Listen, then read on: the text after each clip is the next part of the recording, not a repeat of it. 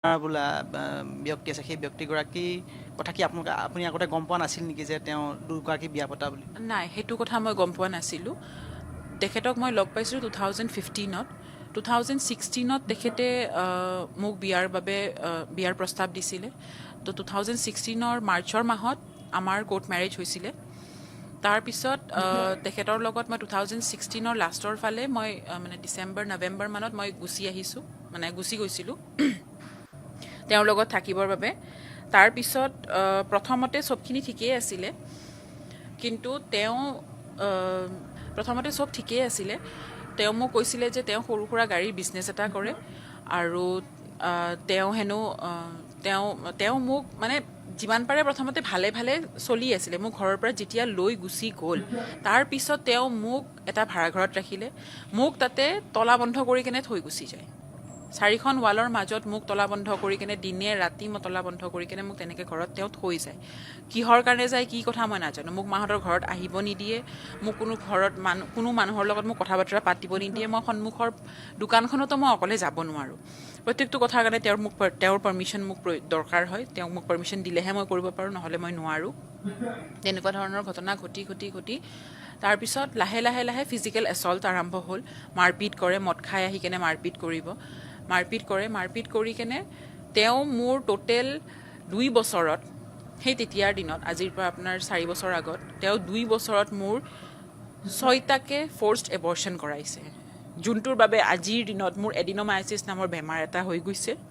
Because মোৰ ইউটেৰাছত বহুত বেছি প্ৰেছাৰ পৰাৰ কাৰণে, ইমানকেইটা এবৰ্চনত, কম বয়সত এবৰ্চন হোৱাৰ কাৰণে ইমানখিনি মই ফিজিকেলি ফেচ কৰি আছোঁ। মোৰ হাই প্ৰেছাৰৰ প্ৰব্লেম আছে, মই মেডিচিন খাই কেনে চলোঁ। তাৰপিছতো তেওঁ মোক ইমানখিনি নিৰ্যাতন তেওঁ মোৰ ওপৰত চলাই গৈ আছে। তাৰপিছত 2025 ছেপ্টেম্বৰ মান্থত মই মোৰ ঘৰৰ কিবা এখন কাগজ বিচাৰি থকাৰ সময়ত মই এখন কাগজ পালোঁ, বেলেগ এখন কাগজ পাইছোঁ। সেইখন আছিলে শিৱানী কুমাৰী আৰু জিতু কুমাৰৰ ডিভ'ৰ্চ ডিক্ৰী। ডিভ'ৰ্চটো হৈছে 2019-ত। এইজন হৈছে মিষ্টাৰ জিতু কুমাৰ। মই এবাৰ দেখাবলৈ দেৱাংগ, আপুনি এবাৰ যদি পাৰে দেখাব। এইগৰাকী হৈছে জিতু কুমাৰ। দেখিবলৈ পাইছে পাহোৱাল, কিন্তু তেওঁৰ এগেইনষ্টত যিটো অভিযোগ উত্থাপন কৰিছে সেয়া একেবাৰে আচলতে অত্যন্ত গভীৰ অভিযোগ। তাৰপিছত কওক, আপুনি কেনেকৈ গম পালে যে তেখেত বিবাহিত? তেখেত বিবাহিত বুলি মই সেই কাগজখনৰ জৰিয়তে মই গম পালোঁ। প্ৰথমতে মাৰিব আহিছিলে, তাৰপিছত তেওঁ মোক ক'লে যে এগৰাকী মোৰ পত্নী হয়, তেখেতৰ লগত মোৰ এতিয়াও ৰিলেশ্যন আছে, মই তেখেতৰ তাতে এতিয়াও যাওঁ, তেখেতৰ লগত মোৰ এজন ল'ৰা আছে। আৰু তাৰপিছত তেওঁ ক'লে যে অকল সেইগৰাকীয়ে নহয় বোলে, তেখেতৰ আৰু এগৰাকী ৱাইফ আছে। এই গোটেইখিনি কথা তেওঁ নিজ মুখে মোক কৈছে। এতিয়া আপুনি কওকচোন যে কালি এটা ঘটনা ঘটি গ'ল যে আপোনাৰ যিখন স্কুটি, সেই স্কুটিখন ফেঞ্চি বজাৰত পাৰ্ক কৰি থাকোঁতে তাত 3টা মেগজিন ওলাইছে, লগতে আপত্তিজনক মানে ৱেপন ওলাইছে। আৰক্ষীয়ে গৈ আপোনাৰ তাত চাৰ্চ কৰিছিলে। এতিয়া আপোনাৰ কি সন্দেহ হৈছে নেকি যে সেই তেখেতেই কৰিছে সেইটো কামটো? আৰু মই একেবাৰে 110% কনফাৰ্ম তেখেতে কৰিছে। কাৰণ কিয়, তাতে ওলাইছে আপোনাৰ এখন ৰুমাল, ব্লু আৰু হোৱাইট কালাৰৰ লেডিজ ৰুমাল এখনত, তাতে এটা মেগাজিন ওলাইছে, 3টা এমিউনিশ্যন ওলাইছে আৰু এপাত চাবি ওলাইছে। মই যেতিয়াই কৈছিলোঁ যে মই মিডিয়াক কৈ দিম কথাখিনি এইবিলাক হৈ আছে, আপুনি যদি মোক ভালভাৱে যাব নিদিয়ে বুলি, বা যেতিয়াই মই কওঁ যে আপুনি মোক মাৰপিট কৰি আছে, মই পুলিচৰ ওচৰত যাম, তেখেতে মোক সদায় গান পইণ্টত ৰাখিছিলে। তেখেতৰ গান এটা আছে আৰু গান তেওঁ চেঞ্জ কৰি থাকে। তাৰপিছত মোৰ এই 2টা দাঁত, ওপৰৰ তলৰ 3টা দাঁত খুচিয়াই কেনে মোক ভাঙি দিছে। আপুনি অলপ আগত কৈছিলে যে ইয়াৰ পূৰ্বেও তেখেতে মানে এনেধৰণৰ ছাছপিচিয়াছ বস্তুবিলাক থৈ আপোনালোকৰ ঘৰত ৰেড চেড কৰাইছে, সেইটো আগতেও কৰাইছে। যোৱাকালি মোৰ অফিচৰ সন্মুখত সেইবিলাক কৰিলে। যোৱাকালি যেনিবা সেইটো বস্তু ওলাই গ'ল। এতিয়া মই নাজানো কি কৰিব লাগে। মই জাষ্ট খালি মামাক এটাই ৰিকুৱেষ্ট কৰিছোঁ, মোক উদ্ধাৰ কৰক এইজন মানুহৰ পৰা। তেওঁ বহু বিবাহত আবদ্ধ, তেওঁৰ এনেকুৱা মোক ইমানখিনি নিৰ্যাতন। মোৰ পাপা এজন ছিনিয়ৰ চিটিজেন হয়, মোৰ মা 50+, মোৰ ভণ্টিৰ চাৰ্জাৰী হৈ গৈছে ৰিচেণ্টলি, মই হাই প্ৰেছাৰৰ পেচেণ্ট হয়, মোৰ কেলকেনিয়েল স্পৰ আছে, মোৰ এডিন'মাইচিছ আছে। মামা মোক হেল্প কৰক, মই বেলেগ একো নকওঁ। আৰু মোক খালি এই জিতু কুমাৰ নামৰ মানুহজনৰ পৰা মোক হেল্প কৰক। মই বহুত চেষ্টা কৰিছোঁ আপোনাৰ ওচৰত যাবৰ কাৰণে, মই কোনো ধৰণৰ লিংক নোপোৱাৰ কাৰণে মই আজি মিডিয়াৰ ওচৰত আহিব লগা হ'ল।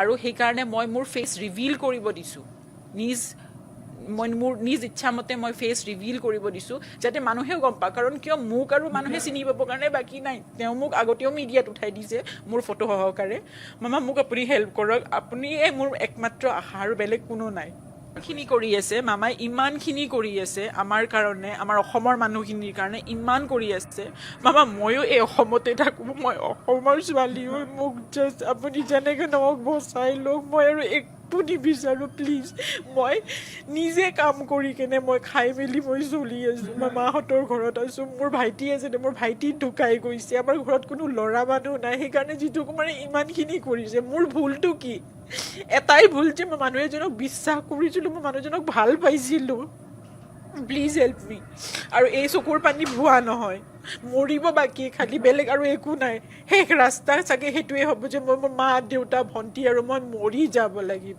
আৰু আপুনি থাকোঁতে মই নাভাবোঁ যে আমাৰ সেইটো অৱস্থা হ'ব মামা প্লিজ যিমান পাৰে সোনকালে জিতু কুমাৰৰ আগেনষ্টত কিবা এটা একশ্যন লওক মামা কথাটো কৈছে যে তেওঁ আৰক্ষীৰ ধমকি দিয়ে নেকি আপোনাক যে মোৰ আৰক্ষীৰ লগত কি ধমক দিয়ে আপোনাক যিহেতু তেখেতৰ গাড়ী পুলিচ ৰিজাৰ্ভৰ আণ্ডাৰত চলে তেওঁ মোক কয় যে তই পুলিচৰ তাতে গ'লে কি হ'ব পুলিচ মোৰ হাতৰ মুঠিত সেনেকে বুলি কয় তেখেতে কয় যে মিনিষ্টাৰৰ ওচৰত যাবি মানে ক'বৰ কাৰণে বহুত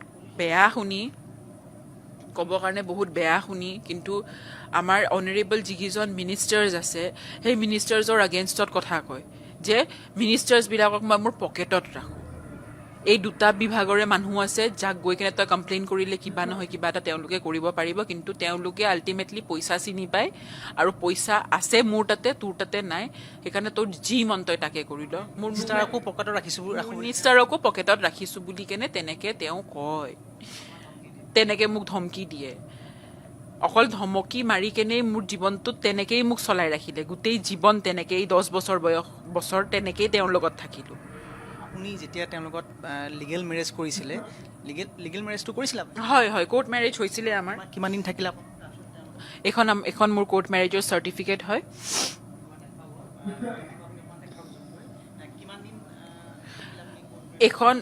এখন 2016ত ৰেজিষ্টাৰ হোৱা কোৰ্ট মেৰেজ হয় 2016ৰ নৱেম্বৰ মানৰ পৰা মই তেখেতৰ লগত থকা আৰম্ভ কৰিছিলোঁ মই সেইখন ঘৰৰ পৰা তেওঁ মোক য'ত ৰাখিছিলে ভাড়াঘৰ যোনটো আপোনাৰ ৰুক্মিণী গাঁৱতে আছে চিনাকি পথত মই তাৰ পৰা ওলাই আহিব লগা হ'ল কাৰণ 2026 2 ফেব্ৰুৱাৰীত তেখেতে মোৰ ওপৰত এটেম্প টু মাৰ্ডাৰ কৰিছিলে মোৰ ওপৰত ফিজিকেল এছল্ট কৰিছিলে মই কিবাকে উইমেন হেল্পলাইনত মই ফোন কৰিছোঁ আৰক্ষীয়ে তাৰ পৰা মোক উদ্ধাৰ কৰি আনিছে তাৰপিছত মোৰ মেডিকেল হৈছে তাৰপিছত মই FIR